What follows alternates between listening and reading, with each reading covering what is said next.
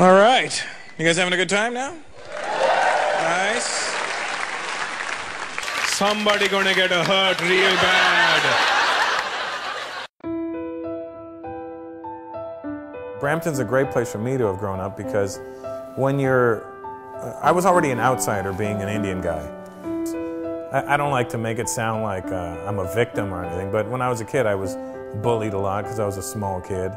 And when I think back to it now, I don't think it was completely unjustified that they bullied me. I'm sure, you know, they bullied me for whatever their reason was, but I also still had a quick tongue on me, so I probably said some stuff to, you know, fuel those fires. I remember I was in the park one day, some guys just cornered me and started punching me and said, "Tell me when it hurts." And they would start, but I would start crying, but it wasn't because it hurt, it was because I was scared and I was embarrassed, and I felt, you know, they just, you know, they bring you down to the lowest form that you could be. But I think that at the end of the day, the good thing about that is, rather than fold. It totally made sense. I went to Chinguacousy Secondary School for grade 9 and 10. And that's where I think that was my breaking point for bullying. It was, you know, up until grade 10. And it was at that point where I realized, you know, at some point I got to fight back. And I took them and flipped it, and I always made it a point to never let that happen again, and make people never want to do that again. And it wasn't like, I'm going to get revenge on you. It was more of a, okay, I see. Okay, well, I'll get my revenge one day. And to me, my revenge was always success. My parents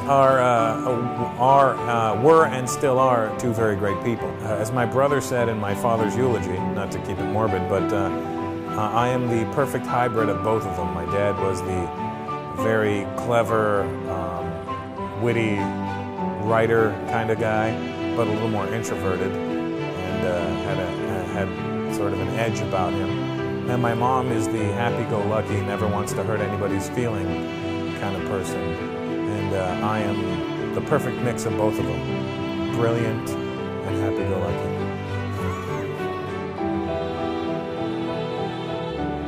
I think now is a good time for me to write a book because this is my life so far, you know?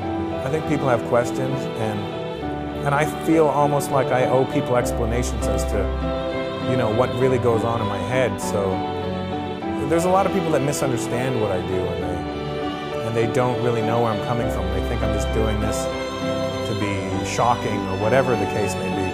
And I really feel like it's an opportunity for me to explain myself and give you insight into my world and how I see things. And maybe the more you understand somebody, the more you can accept